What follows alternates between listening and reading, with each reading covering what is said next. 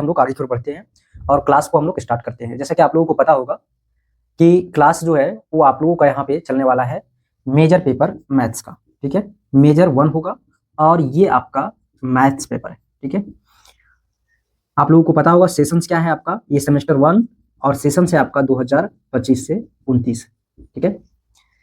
Semester 1 major paper 1 है, maths है, और इसके अंतर्गत जो आपको मेजर पेपर 1 मैथ्स में आपको जो टोटल यूनिट पढ़ना है वो है आपका यूनिट नंबर आपका पहला 1, जो कि आपका डिफरेंशियल कैलकुलस है, ठीक है, डिफरेंशियल, और उसके बाद कैलकुलस,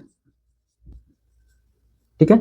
उसके बाद यूनिट नंबर आपका हो जाएगा 2, क्या हो जाएगा, यूनिट नंबर 2, ये आपका इंटीग्रल कैलकुलस, इंटीग्रल कैलकुलस।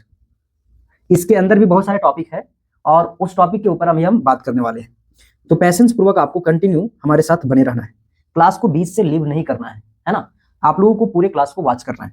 यहाँ पे आपका तीसरा है कर्व ट्रेसिंग, ठीक है, कर्व ट्रेसिंग, और एक टॉपिक और है आपका कॉनिक, है ना, क्या है, कॉनिक। ये 3 यूनिट है और 3 यूनिट के अंदर भी आपका बहुत सारे चैप्टर्स है जिसके बारे में आज हम लोग बात करेंगे।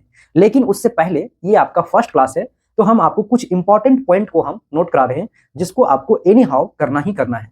अगर आप चाहते हैं कि रिजल्ट को बेहतर करें तो आपको ये चीज करना ही पड़ेगा। पहला चीज हम बता दे रहे हैं कि आप अगर अभी तक सिलेबस का प्रिंट आउट नहीं किए हैं तो इस तरीके से आप प्रिंट आउट करा लीजिएगा, है ना। अगर आप ऑफलाइन क्लासेस से अगर देख रहे हैं और आप हमारे साथ जुड़े हुए हैं तो आप जो है वो ऑफलाइन क्लास में हमसे ले सकते हैं। अदरवाइज ऑनलाइन क्लासेस वाले स्टूडेंट क्या करेंगे कि टेलीग्राम चैनल के ऊपर जाएंगे और वहां पे आपको ये क्लास का जो आपका सिलेबस का पीडीएफ है, ये सिलेबस का पीडीएफ आपको देखने के लिए मिल जाएगा, ठीक है। अदरवाइज आपको जो है वो हमको मैसेज करना है, दूसरा ऑप्शन यही है, ठीक है।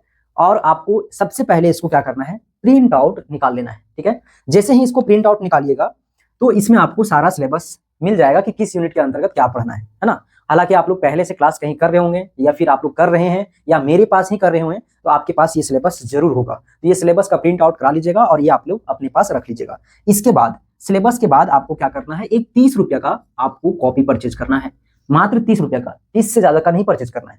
क्यों? क्योंकि जो क्वेश्चन हम यहाँ पे देंगे उसको आपको सॉल्व करना है। तो सॉल्व कैसे करना है, पहला पॉइंट हम क्या बोले आपको, फर्स्ट पॉइंट हम बताया कि आपको सिलेबस का प्रिंट आउट करा लेना है क्योंकि आपके पास रोड मैप होना चाहिए। दूसरा हम बताया क्या कि आपको 30 रुपये का एक कॉपी परचेज कर लेना है जो कि बेहद इंपॉर्टेंट है। और उसके बाद तीसरा कि डेली बेसिस पे आपको क्वेश्चंस को प्रैक्टिस करना होगा, अदरवाइज ऐसे नहीं हो सकता है। और इस चीज को ध्यान रखिएगा, आप अगर हमारे साथ जुड़े हैं या फिर कहीं दूसरे कोचिंग से आप कर रहे थे क्लास या फिर अभी क्रेश कोर्स आप इसको एनरोल किए हैं तो आप इस चीज को स्पष्ट हम आपको बता दें कि आपको एक चीज इसको एकदम एनी हाउ करना ही है, डेली बेसिस पे आपका क्वेश्चंस का प्रैक्टिस, कम से कम 2 क्वेश्चंस पर डे प्रैक्टिस कीजिए, ठीक है। और आपको हम बता दे रहे हैं एक चीज और, है ना, कि ये जो आपका डेली बेसिस के ऊपर प्रैक्टिस होगा वो किस तरीके से करना है ना। जैसे सबसे पहले आपको हम यहाँ पे क्वेश्चंस दिए, उस क्वेश्चंस को इस नोट में आपको नोटबुक जो लीजिएगा यानी कि जो कॉपी लीजिएगा उसमें तब नोट करना है जब आप उसको बिना देखे, है ना, बिना देखे आप उसको लिख रहे हैं, ठीक है। यानी कि आपको कम से कम 3 से 4 बार आपको खुद से देख कर पहले प्रैक्टिस करना है, रफ कॉपी में, फेयर कॉपी में, उसके बाद फेयर में लिखना है, ठीक है। पहले रफ में आप कीजिएगा और जब आपका एकदम 110% श्योर हो जाएंगे कि हम बिना देखे इसको हम लिख सकते हैं, सारी चीजों का स्टेप को हम समझ लिए, तब जाके आपको इसमें उतारना है, ठीक है, 30 रुपये वाला कॉपी में। ये हम इसलिए बोल रहे हैं कि अभी से आप अगर डेली बेसिस पे प्रत्येक क्वेश्चन, प्रत्येक डे आप अगर एवरी डे आप 2 क्वेश्चन को अगर आप लिख रहे हैं इसमें, तो एक दिन ऐसा आएगा कि पूरा सिलेबस का जो भी इंपॉर्टेंट क्वेश्चन है उसको आप उसमें मेंशन कर लीजिएगा, आपका रेगुलर प्रैक्टिस रहेगा, है ना।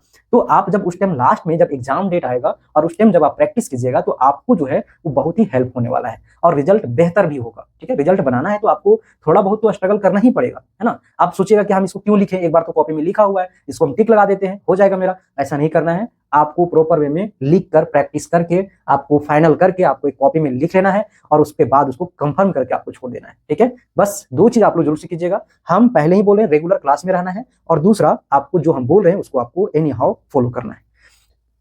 तो ये 3 चीज है, इस 3 चीज को आपको फॉलो करना है, ठीक है। उसके बाद आप लोगों का अभी जो है सिलेबस भी पूरा तरीके से कंप्लीट नहीं हुआ है ना। ये कि यूनिट आपका यूनिट 1 और यूनिट 2 हो चुका है, यूनिट 3 आपका चल रहा है। यूनिट 3 भी आपका जो है वो कर्व ट्रेसिंग तक पहुंचे, उसके बाद बहुत जल्द आप लोगों का समाप्त हो जाएगा। हालांकि आप लोग क्लास कहीं भी किए हैं या मेरे पास कर रहे हैं, वो अब आप लोगों का पूरे सिलेबस के स्टडी के लिए था, ठीक है। आप अभी अगर किए होंगे तो आपके पास जानकारी होगा, जो स्टूडेंट नहीं किया उसके पास जानकारी नहीं होगा। तो अभी के टाइम जो होता है ना बहुत इंपॉर्टेंट होता है, इस चीज को आप ध्यान रखिएगा।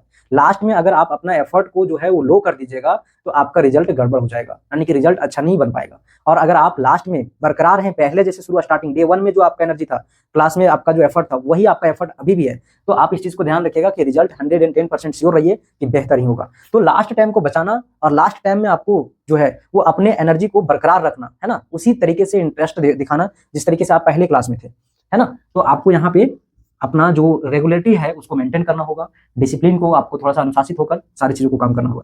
तो चलिए बिना देरी के आगे कर बढ़ते हैं, और आज हम लोग इस लेक्चर में इस प्रश्न को हम लोग देखने वाले हैं। ये प्रश्न देखने से पहले हम आप लोग को एक चीज और बताना चाहेंगे, ठीक है, कि ये तो आपका हो गया कि तैयारी कैसे करना है, ठीक है, और 3 यूनिट आपको पढ़ना है, 4 यूनिट नहीं पढ़ना है। 4 यूनिट अगर आप पढ़ रहे हैं तो पीछे का सिलेबस जो 2023 से 27 का FYUGP के अकॉर्डिंग जो आपका सिलेबस दिया गया था यूनिवर्सिटी के द्वारा, उसको आप फॉलो कर लें, ठीक है। आपको नया सिलेबस दिया गया है 2025 से 29 में, आपको देखना है तो आप टेलीग्राम से आप ले सकते हैं, ठीक है। देखिए यहाँ पे इस यूनिट में सबसे इंपॉर्टेंट टॉपिक को हम पहले ही बता दे रहे हैं। देखिए आपका जो डिफरेंशियल कैलकुलस है ना, डिफरेंशियल कैलकुलस में सबसे ज्यादा इंपॉर्टेंट है आपका सक्सेसिव डिफरेंशिएशन, ठीक है। सक्सेसिव डिफरेंशिएशन को जरूर से देख लीजिएगा, क्योंकि इसके अंदर आपका आता है। अब बोलिएगा सर सिलेबस में सक्सेसिव डिफरेंशिएशन है ही नहीं, तो आपको बता दें सिलेबस में नहीं है, कोई बात नहीं, लेकिन आपका बुक में मेंशन है। तो यहाँ पे आपका एक आएगा हायर ऑर्डर डेरिवेटिव, क्या आएगा, higher order derivative successive differentiation के अंतर्गत। उसके बाद आपका एक है Leibniz theorem and its applications. इससे जो है ना वो आपका 7 नंबर, 8 नंबर और अब बोले तो 15 नंबर का क्वेश्चन डायरेक्ट क्रिएट होता है, ठीक है। ये 2 टॉपिक हम बताएं, जो हायर ऑर्डर डेरिवेटिव्स और आपका हायर ऑर्डर डेरिवेटिव्स के बाद आपका जो है वो लेबनिज थ्योरम। लेबनिज थ्योरम में क्या है, state and prove Lebanese theorem. ये 2 जो टॉपिक है इसको आपको कर लेना है, क्योंकि यूनिट 1 में ये बहुत ज्यादा इंपॉर्टेंट है। उसके बाद का जो टॉपिक है वो भी इंपॉर्टेंट है। अब बोलिएगा इसके बाद कौन सा आ जाएगा, तो एजम्प्टोट्स है ना। क्या है आपका, देखिएगा सिलेबस में जब देखिएगा तो आपको यहाँ पे मिल जाएगा, ठीक है। क्या है आपका, एजम्प्टोट्स है, एजम्प्टोट्स। और उसके बाद एजम्प्टोट्स के बाद जो आपका सबसे ज्यादा इंपॉर्टेंट है वो है आपका, यहाँ पे देख लीजिएगा, कर्वेचर से, ठीक है। कर्वेचर्स, एल हॉस्पिटल रूल और आपका कॉन्केविटी, ठीक है। ये तीनों इंपॉर्टेंट है, लेकिन सबसे ज्यादा इंपॉर्टेंट आपका ये सक्सेसिव डिफरेंशिएशन और एजम्प्टोट्स है, ठीक है। उसके बाद आपका एल हॉस्पिटल रूल आता है। एल हॉस्पिटल रूल से आपको क्वेश्चंस एग्जाम में देखने के लिए श्योर है कि मिलेगा ही मिलेगा, ठीक है। तो आपको इसके बाद आपको एजम्प्टोट्स के बाद आपको देखना है एल हॉस्पिटल रूल, फिर है आपका कर्वेचर्स एंड आपका कॉन्केविटी एंड कॉन्वेक्सिटी, ठीक है। तो उसको आप लोग देख लेना है। तो यहाँ पे हम लोग अभी जो स्टार्ट कर रहे हैं, अब बोलिएगा सर एक और टॉपिक है डिफरेंशिएशंस ऑफ आपका हाइपरबोलिक फंक्शंस, लॉगरिथमिक फंक्शंस और एक्सपोनेंशियल फंक्शंस। तो इससे भी क्वेश्चंस आपको मिलता है, लेकिन शॉर्ट क्वेश्चंस मिलेगा, लॉन्ग क्वेश्चंस बहुत कम क्रिएट होता है। लेकिन हाँ, इससे भी क्वेश्चंस क्रिएट होता है, ऐसा नहीं कि 7 नंबर का क्वेश्चन नहीं बनता है।